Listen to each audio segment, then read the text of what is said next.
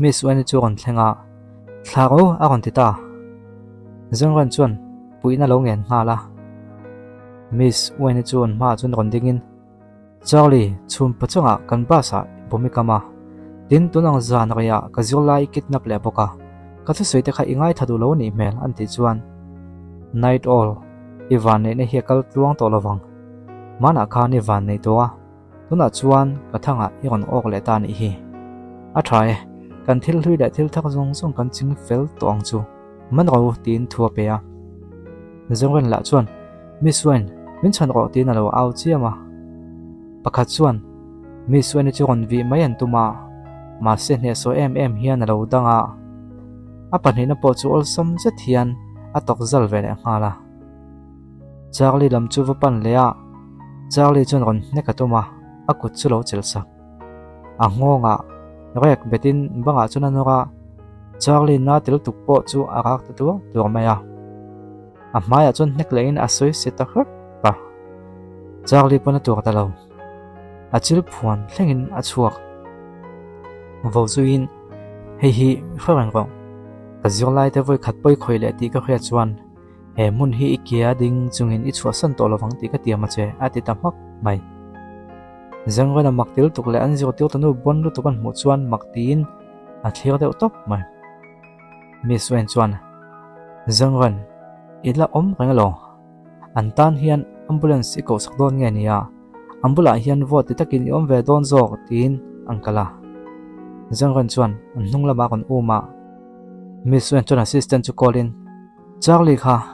longai ven rang chu thil thlengom chuan min khilvat don ne tin call chu ada thangala kar chunga chuan zengwan chuan khaya boss Wen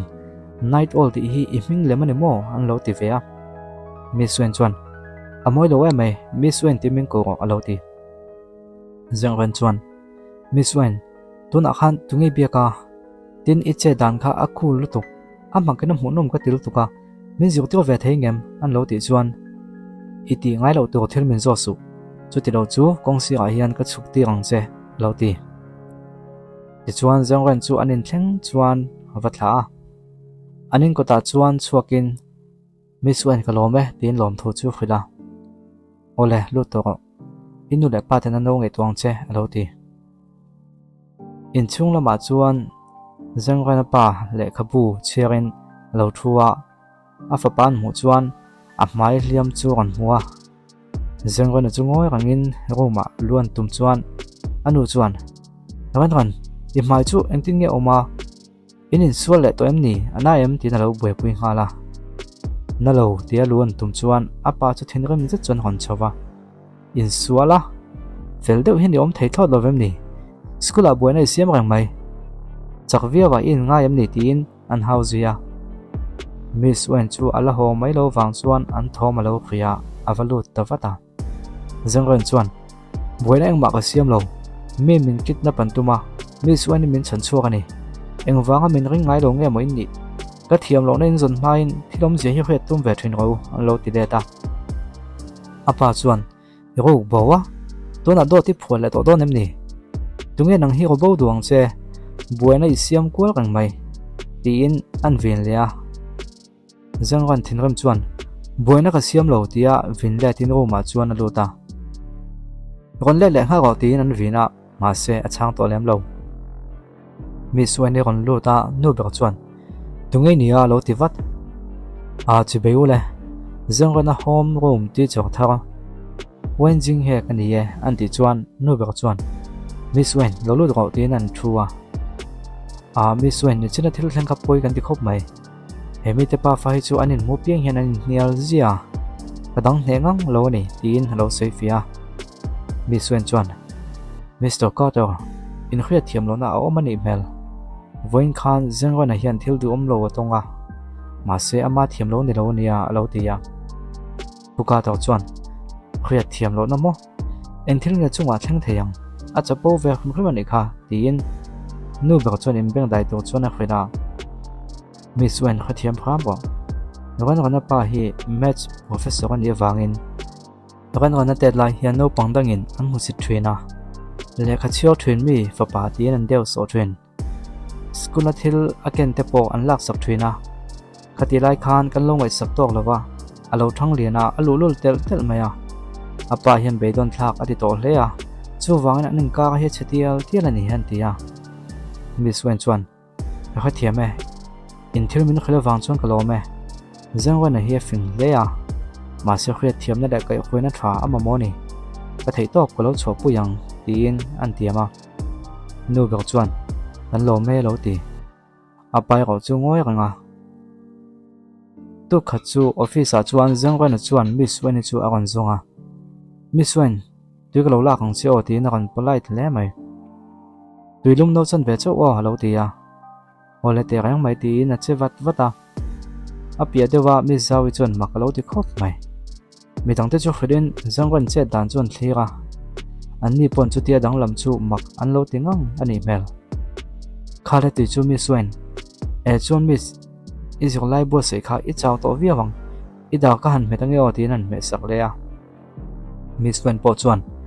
o avelam kan met na deuh te tin thatak chuan alo dong song ve bok pu han chuan zangwan hi dang lam to hle mai nitin Miss Weni office a ron hmul zia tua tuite lak sakin an hnungte me sak boka tin pakha zok chuan nie nimina pon a homework te lak khom saka ado kante thlengena khok file sak vekasin makka ti khop mai tin alo se ko sa Miss Wen chuan zangwan engi du tak chu soime ro tin alo man khop maya zangwan chuan Miss Wen khati lai mu suali soi sak dang kha min zio tir vera apui ga til tuka khong ai min zio tirang tiro an tia ma se Miss Wen chuan tharum tho hi chakna lan tirna ni lova kut thak lo theina hi chakna dik tak zok chu ni zok e khathiam em an lo ti da ya zangwan chuan alo khathiam che lo Miss Wen chuan ka zio tir theyang che ma se thil pakhat ka phut ve thungang an ti chuan engpo ni se khati ve kang alo ti vata Miss Wen chuan in exam le huna chuan math subject a iti that be ranga yang chuan ka zir ti rang che atita zangran chu hlim khop maya tak tak mo I thu tiam chu phang che lekha zir turin ka kal hal don ka chan chin thwa chu long ha kang che ti in phu tak chuan atlan chuak nga la zir ti to dang te chuan mak an lo ti khop mai kan mu sual nge amo mangzok ni o ten lo ti ya pon lama chuan zangran chu phu em hena kan plan chuaka yang tian a ngoi taka ron kal nen chuan anin tonga zangran chuan bia ka hantum chata yang tian a ko hliam in tuam bur chu azumwa yang tian chuan engma suilam lo hian akal san dai ani classroom lama chuan anin zui phaya zangran chuan yang sao ikut chutingia ti nan zota ma se yang tian chuan alo phin do ka roba chuan inin sualam ni nimin ka chuan ni thorang sia Iliam hak lo en sakton chem ni o taka kanin lama damdoi ka ron kenga he school clinic damdoi ai hana thaz chok te nia ti inam pe a ma se chu po chu do du chuang lo ngoi rang chuan a thutna lam pang chu panin a thuwa a thian te chuan ngai nan khelo hle mai yang ten chuan thil thleng chu mi thla le ta da thlalang ma chuan phur tak hian alo in ena ram danga zin anu le apa te lo ho to chu ngak le le ni a chung te chu kol nga la kanu ko pa voin in thlona chu engti khuna nge lo thlen don kalo hmok don chewem tia an zo chuan apa chuan tian poi ka thile mai eta hian ram dang ho nan business dinner kan nei thuta kan tho pui te hiam poi mo sia inu nan voin chu kan lo ho thei don lo ni hi akan tia ma se voin hi ka pian chamani sia ka pian cham man na tura tel ngai tu kan in tiam kha an ti po chuan pian cham te chu kum tin a thleng lom he din a ro hi chu voi kha chu ni no pang chia poi ni to lo kha hiu ni phung hi khelo viau te su poisa hi thingkunga ara ring am nia na kon ti zek mai anu po chuan tianian ipa hi thinrim khum lul su o ia kaw na nuai nga ka kon thun kha I classmate ten an nuam devin va mangula thil thadeu deu vein le ro I pian cham nom na nga ngai me ro adot le chuan I piam cham chu kan lom ho to nge nge don nia alo tia yang ten chon kol chu da a thinrem lu tuk chuan chu tiang chuan in soizia in ti le ngai chuang si lo tin a ma dak thlang chuan nek ke deuh chuai maya akut po chu apem pha ngeng he zong chu ngai to le ta athina kam lo mai ni classroom ma chuan zirtirtu chu ron luta a mel atang chuan class 4 no pang ho chu a lo mel le zirtirtu chuan ole tuna hian maths period ania in textbook kha ron phok vek ro le anti dek teka yang tian chuan an nom mangi he class a hian eng thil ma ti ka peilo ti na kan vin waka office tama zirtirtu David chu thinrem zet hian alo lut Miss Dolly chuan David Wilson tun period hi class 4 ho nena maths in zero hun ani rom ni enga tingi lo kir le ya ti an zo chuan ka thei to lo he class 4 ho hi ka tlin to thot lo ni principal ka don hena kalin ban na ka ve thei lo ngal don an thia Miss Wan chuan David Wilson eng thil nge thlenga eng thil nge ti le ta ka ti nan zo chuan nang ma nge in ven ro an che dan hi ka thlak to pani ka thina rem tak zet tin a chuak ngal Miss Wan chuan Miss Dolly khong ein David Wilson kha lo va soi puite ka va en chinange ti na kal veng hala Miss Lin classroom of en chuan no pang ho chuan classroom chunga chuan ei len tu nai tak tak an lo chhop trewa lim takin hun an lo mangani yang tian chuan thuen te u in thlakong su he kan head chef wang hi chome siam thiam bik kan lak thak liu ni hi in du chao voin chu ka treat vekang chu tin alo in show off chiam mai Miss Wan ron kala mu chuan khaile David Wilson chuan a mel do alo mu man le cheu ni mo a thlawang kon hawi tum deuem ni tin thamlo zet chuan alo seya chef wang hena chuan Miss Wan tan hian sasimi tuidu lo siam sakta che chomnia cafe thil tuilo zet e nu chuan he thil tu zia hi i kha thiam nge yang alo tia Miss Wan chuan hei himo chef te sei chu tin alo thamlo viol ang hala yang tiana thian chu khei zak mai nang hian eng ma khwe te nei lo he chef wang ate hi chu e khovel khela chome siam thiam ani hi nang vei tu ngei nia hete takai ron in da san viol le i thiam viol ne chuan kan zawai atan hi min han siam sak ve ta che lo tia Miss Wan chuan a thalom in ring dog boka in elna kan nei don am ni kan he cheu ni chuan office sai kalanga David Wilson a kha thatakin zirtir na kan pele turin ni wangenang tin he semester chung hian mathematics class voi khatma i thut lo bok tu kani anti chuan te ra mai itlom zo kan ni ro chuan class 4 thila hian ni ron in rol do tu ani lo eng thil thlo po ti lai ron social theilawang adita Miss Wan chuan ole tha e ati ei tu chun siam tanta ne so em hian han siam le hala a chem te man thiam zia te chun muin an mem phok lom hial ani ti chuan le ngai lo te chungin ei thei chuan a kon chhop ta maya an han hong hala makti mel tak chuan an ena arim tui tak chun hip mol mola yang tian chuan thil tuin hai takani kalo ringa ma se chukan mai ni hi hetiang hi chu ko thleka po dolak chom panga chawin an khal thina lom inge mo in lak ve viol le lo tia an chef chuan min lo ngai thate zirtirtu Asia mi chu thiam thil so na le monam lam thil ani lo kan chung ko in thla chon na nia ka chung te chu chuan tam takal ta tong to khan e rong bol thia man ni khovel mun phang khanga restaurant thabeng beka ken zio to bok nang ve hi nge ni a han ti chuan keimo last four an class te chong kan hi atia athil siam chu ei mai to chuan han tia chu ta le yang tian chuan han ei ta atui til tuk chu engkem mai chu dang lam ta hia le na khia a khever vera eng ma soi the no midang te chuan om dan mak tak chuan lo mu mai lova an chef ngai po chuan a ron ban ve hal wata ani po ngai te bok chuan tui lo ti ve ngong mai an soi ha thei kha mani he cho hi khoi tong ai lak nge ni lo he thil hi chu han ti chuan yang tian chuan vok fre kan hi alo ti chef chuan vok fre kha bu mal ang che ni siam ani mo adang dai khop mai ka chak lo ni e tin a chho san ta da ya yang tian chuan vok thau tong siam cho mai mai ni hi loin la thiam ve ri vak su tin a chuak ve le ta da ya zirlai dang te chuan an ron bo hal deuh loi maya an ei hal bo Miss Wen thiam lo po hi nei lo ni hi atui lu tuk an lo ti zang kan po chuan boss Wen he vai toy si adang lam bi ka ni mi thiam tak kut chu ka ni ngot ti na lo fak zia zia ngọ chuan lo ngai thei fak lova Miss Wen chuan he hi sukula ni hi